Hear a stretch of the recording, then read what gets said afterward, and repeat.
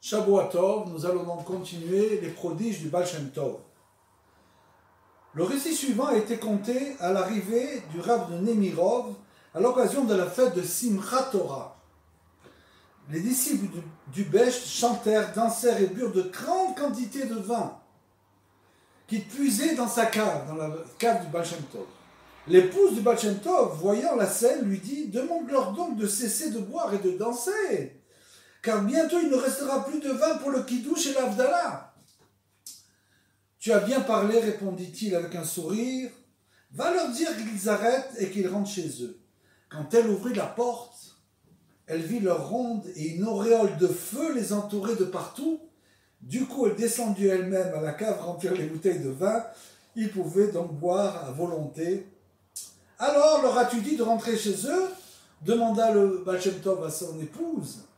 « C'est à toi de leur dire, répondit-elle. » Voilà une autre histoire qui est un petit peu plus longue et qui nous explique comment le Maguid de Mezrich, qui était un très très grand sadique, s'est rapproché du Baal Shem Tov. J'ai appris du Rav de Rosnitz, qui présidait le tribunal rabbinique de Polwitz, comment le grand Maguid de Mezrich se rapprocha du Baal Shem Tov. Ce Maguid avait jeûné 7 fois ou 8 fois consécutives d'un Shabbat à l'autre, comme nous en avons parlé la dernière fois, et l'autre était tombé gravement malade, vivant à Torshim dans une petite maison au-dessus de celle d'un des responsables de la communauté, donc le Maguid de Mezrich. Une fois, Rabbi Mendel de Bar, qui était un grand sadique, vint à Torshim, il se logea chez ce responsable, justement. Et donc, du couloir, il entendit le Maguid étudier la Torah avec un élève, et ses propos lui plurent beaucoup. Il alla chez lui, et voyant qu'il était gravement malade, il lui dit « N'êtes-vous pas au courant de l'existence du Baal Shem Tov sur terre? Allez donc lui rendre visite, il vous guérira certainement. » Et le Maguid de Mezrich répondit « Mieux vaut s'abriter en l'Éternel que de mettre sa confiance dans les hommes. » Mais lorsque Rabbi Mendel se rendit chez le Baal Shem Tov, il fit l'éloge du Maguid. « Cela fait plusieurs années que je l'observe et je voudrais beaucoup qu'il vienne me voir, dit le Baal Shem Tov. » Parce que le Baal Shem Tov, avec son roi à Kodesh, bien sûr, avait vu la grande lumière du Maguid de Mezrich. Il existe plusieurs versions qui racontent comment le Maguid de Mezrich se rapprocha du Baal Shem Tov. Et en ce qui me concerne, j'ai entendu dire que ces choses le pressèrent pour qu'il se rende chez le Baal Shem Tov. Quand il arriva chez lui, il le trouva assis sur son lit en train d'étudier. Donc, quand finalement le Maguid de Mezrich arriva chez le Baal Shem Tov, il le trouva sur son lit en train d'étudier. Il le salua et lui demanda de le guérir. « Mes chevaux ne mangent pas de matzot, dit le Belge d'un ton réprobateur. » Ce qui veut certainement dire « Pourquoi tu n'es pas venu avant? Tu ne crois pas dans les grandes sadikim qu'ils peuvent te guérir. » Parce qu'on le voit bien dans sa réponse. Il dit « Je préfère m'abriter en l'Éternel que de mettre sa confiance dans les hommes. » Enfin, seulement le seul petit problème, c'est que ça, ce n'est pas des hommes, ce sont des grands sadikim. Ce sont comme des anges.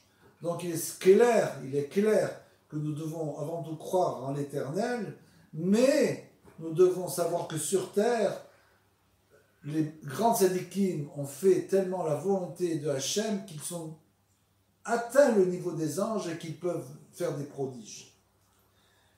Et donc c'est la réponse du Belge. Le Maguid commença à suer tellement, il était faible, il sortit et s'assit sur un banc de pierre à côté de la maison. Voyant un jeune homme dans les environs, le Maguid l'interpella et lui dit « Je t'en prie, va voir le Belge et demande-lui pourquoi n'accomplit-il pas l'ordonnance du verset « Vous aimerez les prosélytes ». Et là aussi, ça veut dire quoi?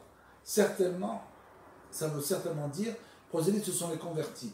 Ça veut dire que maintenant, je me suis converti, j'ai compris, je me suis converti à la volonté des grands tzadikim, comme le Baal Shem Tov, j'ai compris que c'était, on peut prier l'Éternel, mais il faut passer par, en quelque sorte, la prière de l'intermédiaire du grand sadique qui monte jusqu'en haut, et donc s'il intercède en notre faveur, bien sûr que cette prière va monter beaucoup plus haut, et comme ça il pourra guérir. Et donc il est considéré comme un prosé, comme un converti vis-à-vis de cette nouvelle pensée. Et le jeune homme qui n'était autre que le Rabbi Yaakov d'Anapolé, qui était un grand sadique, vut pris de compassion et décida d'aller chez le Baal Shem Tov, mais ayant peur de lui transmettre ce message, c'est un petit peu un message un peu difficile à accepter, il lui vint une idée. Il pénétra jusqu'au fond de la maison et en sortit en courant. En route, il lui lança donc au Baal Shem Tov, un homme très triste est assis devant la maison, il m'a chargé de vous demander pourquoi vous n'accomplissez pas la mitzvah d'aimer les prosélytes, entre guillemets. Le Besh réunit immédiatement 10 hommes et alla l'apaiser, donc elle a apaisé le Maguid de Mezrich. Il voulait le guérir par la parole. D'après ce que j'ai appris de Rabbi Gershon de Polvitz, le Baal Shem Tov resta à ses côtés pendant une quinzaine de jours en lisant des psaumes, parce qu'il était vraiment en danger de mort. Donc le Baal Shem Tov, dans ces cas-là, s'asseyait et restait avec le malade, comme c'est relaté plusieurs fois dans les histoires. J'aurais voulu te guérir par la parole, des prières et des psaumes, dit le Baal Shem Tov. Car c'est une thérapie qui dure. C'est la prière et les psaumes, c'est la meilleure thérapie pour la guérison. C'est-à-dire que si on prie vraiment avec Kavana et on fait les psaumes de David, comme on l'a dit, avec vraiment Kavana, c'est-à-dire avec concentration, c'est pas comme si, comme le dit Rabbi Nachman, comme s'ils étaient écrits pour nous, c'est pas qu'on lit quelque chose qui est extérieur à nous. On lit des psaumes, c'est quelque chose qui est pour nous. Donc, avec la prière et les psaumes, j'aurais pu te guérir, c'est une thérapeutique qui dure. Mais je sens à présent que je suis obligé de te guérir par des moyens conventionnels. Et comme on le savait que le Baal Shem Tov était un grand médecin, parce que tout le monde venait le voir pour la guérison, et il connaissait toutes les plantes, tout le secret des plantes, et donc il arrivait à guérir avec des plantes. Il lui procura une maison, donc le Besh procura une maison au Maguid de Mezrich, et lui remit chaque semaine 12 pièces d'or pour ses dépenses. Rabbi Yaakov et Rabbi Eliaou lui rendaient aussi régulièrement visite. Parfois, ils discutaient ensemble sur un passage du Talmud ou des Tosafot. Quant à lui, le Maguid de Mezrich, il était encore trop faible pour se rendre chez le Besh, et il se rétablit peu à peu et put partager finalement sa table. Une fois cependant, il s'évanouit, et après avoir repris connaissance, il s'évanouit à nouveau, et ainsi de suite pendant une demi-journée. Le Besh s'immergea dans un mikvé à 3 reprises. Il fait acheter d'un seigneur des environs un diamant de 30 pièces d'or qu'il pila et lui fit avaler. Il fit avaler ça comme médicament au Maguid de Mezrich. Rabbi Yaakov et son compagnon vinrent encore une fois lui rendre visite. Quelle est la cause de vos évanouissements le questionne-t-il. Comme il ne répondit pas, ils demandèrent aux personnes qui habitaient avec lui s'il n'était pas sorti la veille. Il est bien sorti, dirent-elles, mais il est revenu après un certain temps, puis il s'est évanoui. Où étiez-vous demandèrent-ils. Et le Maguid de Mezrich répond, le Besh m'a envoyé son bedeau au milieu de la nuit pour m'emmener chez lui. Quand je suis arrivé, je l'ai trouvé assis, un coussinet sous la tête, vêtu d'une peau de loup, retourné à l'envers. As-tu appris la sagesse de la Kabbale me demanda-t-il. Oui, répondis-je. Et il me demanda alors de lire un livre dans un livre qui se trouvait à ses côtés. Donc le Maguid de Mezrich commence à lire ce livre devant le Besh. Le livre contenait des petits passages qui commençaient par tous. Rabbi Yitzhak rapporta les paroles le nom d'un ange, l'illustre ange. Je lus donc une page et demie. Ce n'est pas comme ça qu'il faut expliquer, m'interrompit-il.